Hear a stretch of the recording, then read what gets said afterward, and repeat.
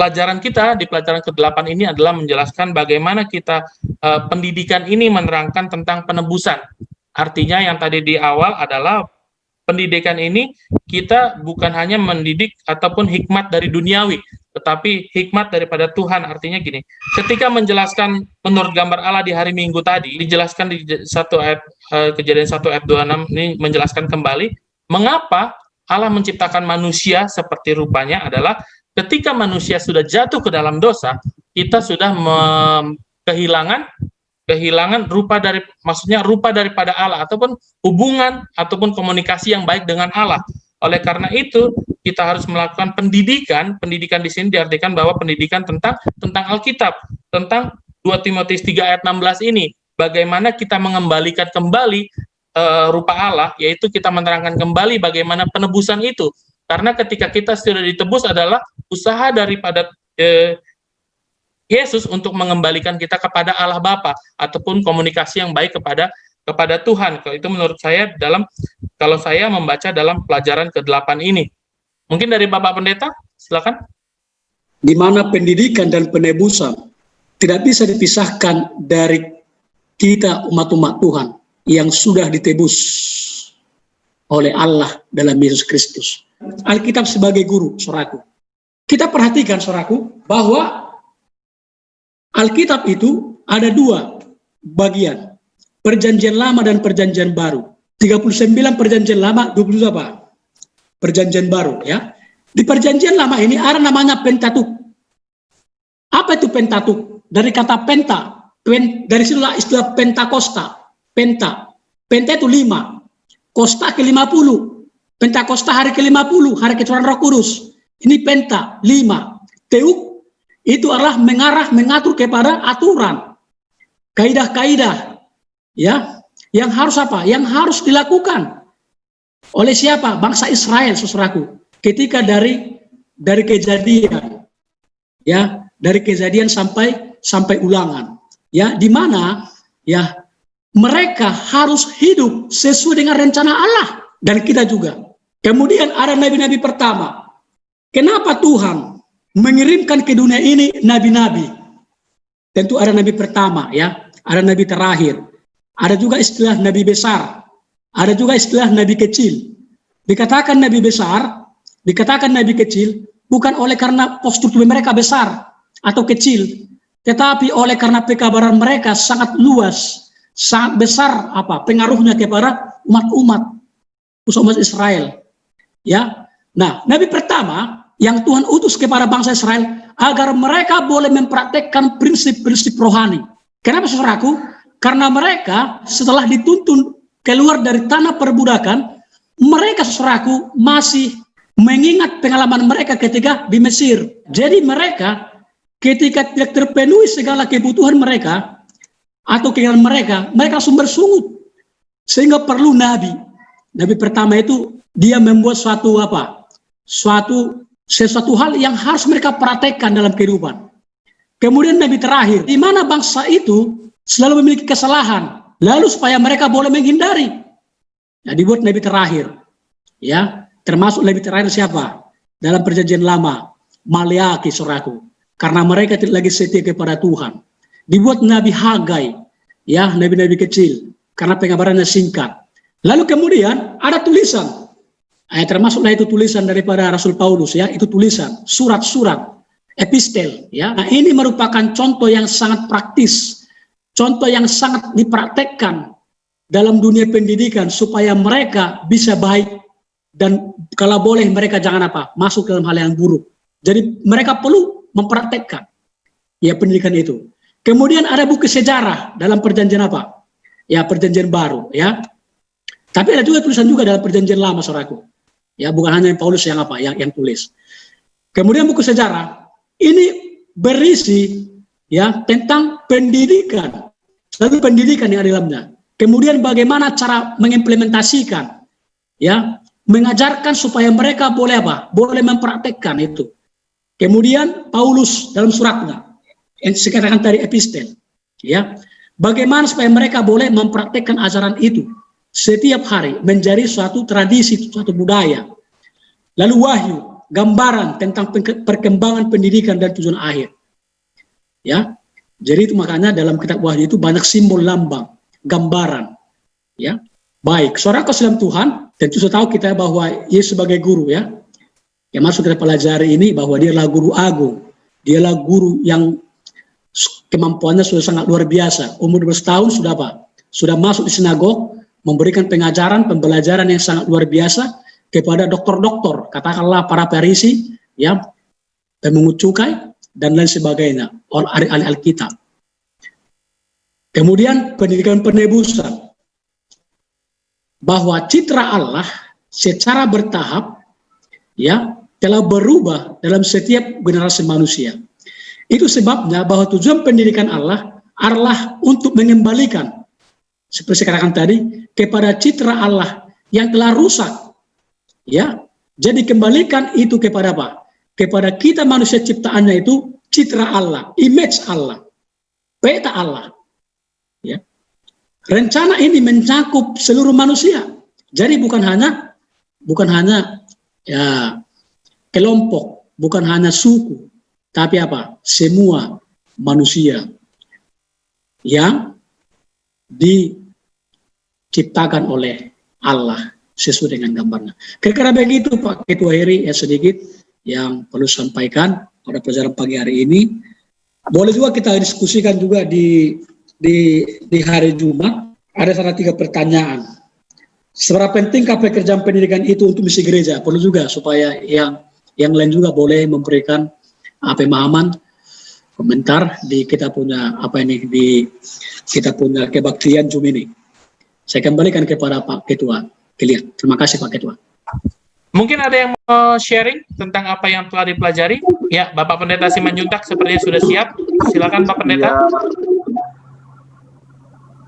jelas pertanyaannya tadi, pendidikan untuk penebusan sangat penting. Dan pendidikan dan penebusan tidak bisa dipisahkan. Ya. Jadi sekarang ketika hubungan Adam dan Hawa dengan Tuhan itu sangat akrab di Taman Eden, masuk dosa, hubungan putus.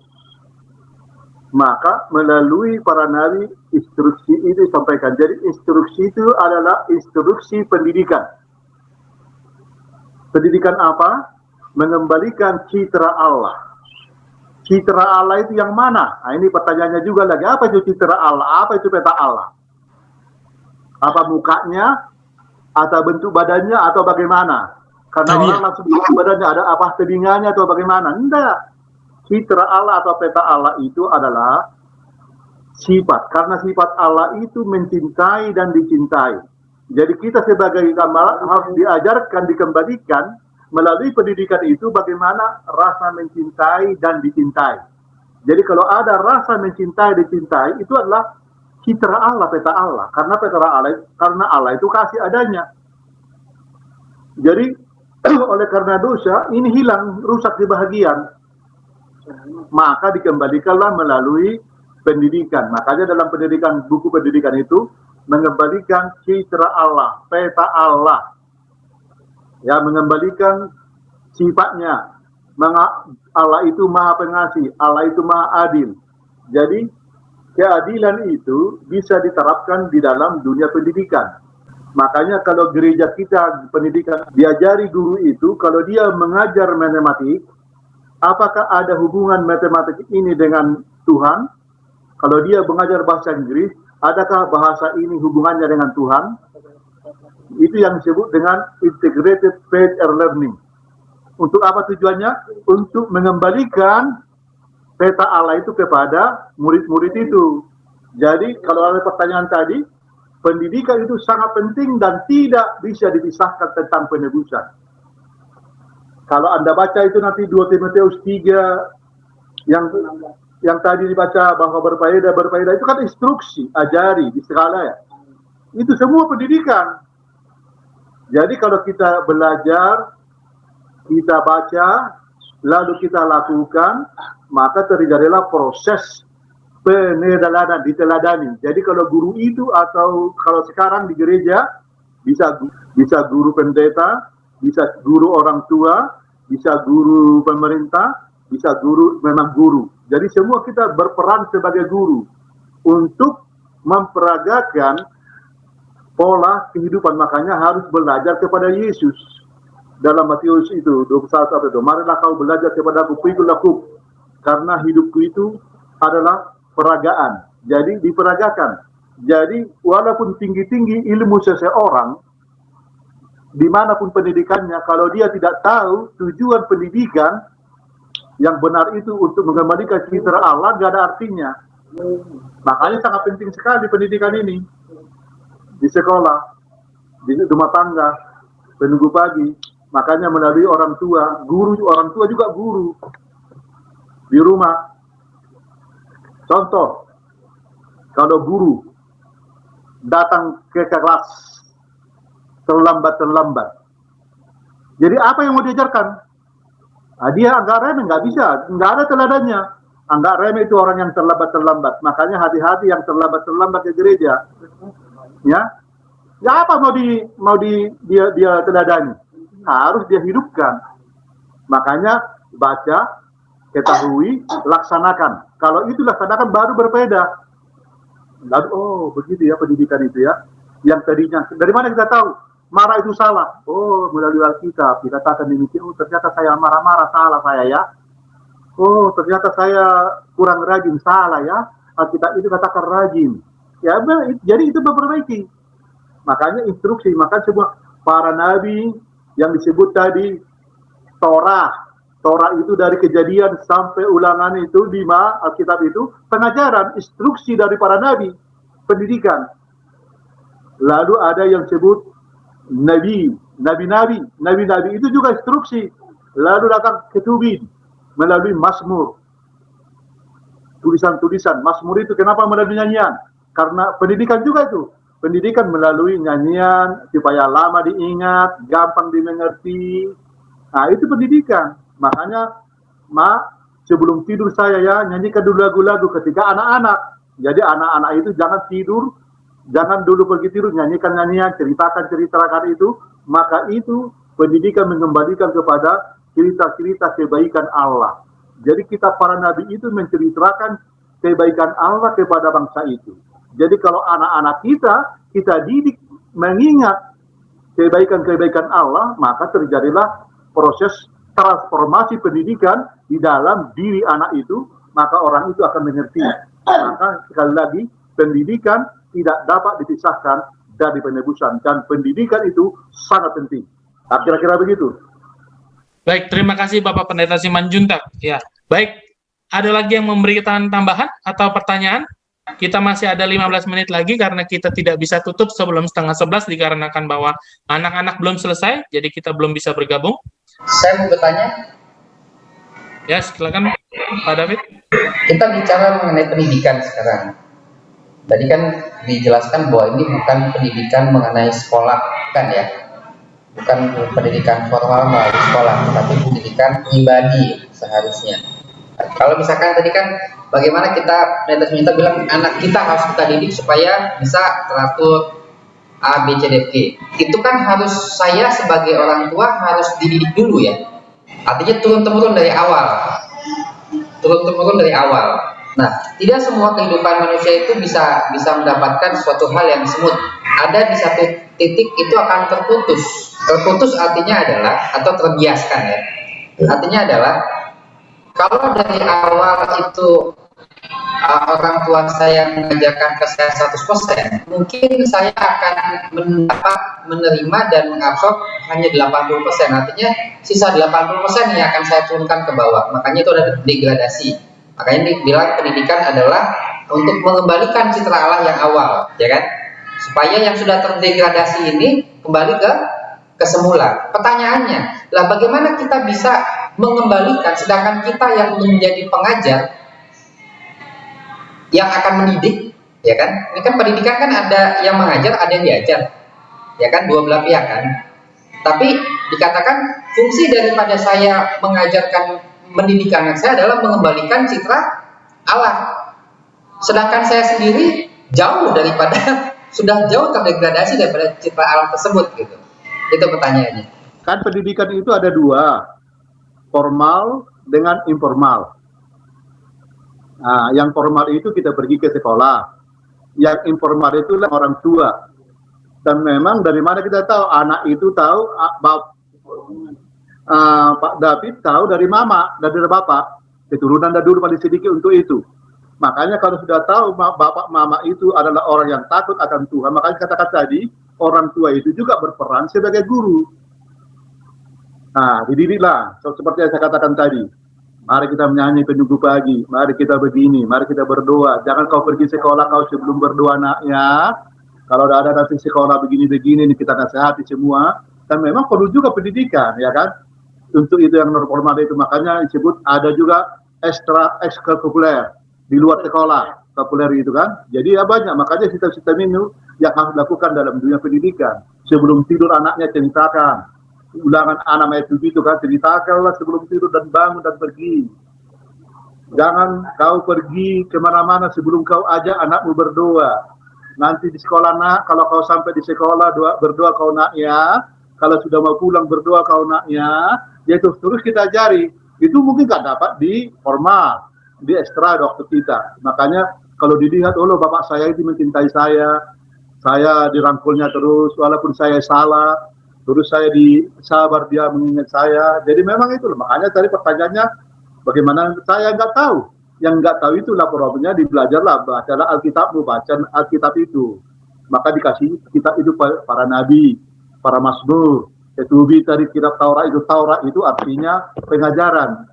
Hukum pengajaran yang perlu diajarkan berulang-ulang, pelan-pelan. Jadi memang seperti Bapak David, bersyukur dapat pelajaran dari pendeta dulu almarhum dengan ibu yang terus mempertahankan tema, makanya berada seperti ini. Jadi tanggung jawab ini harus dibebankan kembali kepada kedua putra ini, supaya harus banyak waktu kita dengan mereka. Usia 0 sampai 12 itu harus kita jangan sia-siakan itu. Mental mereka itu terbentuk di 1 sampai 0 lah taruh ya, waktu di kandungan sampai ke 12. Buktinya si Musa hanya 0 itu dia bisa bertahan di Mesir, luar biasa. Faktor pendidikan bapaknya itu. Bayangkan itu ditinggalkan Mesir dengan segala kemewahannya.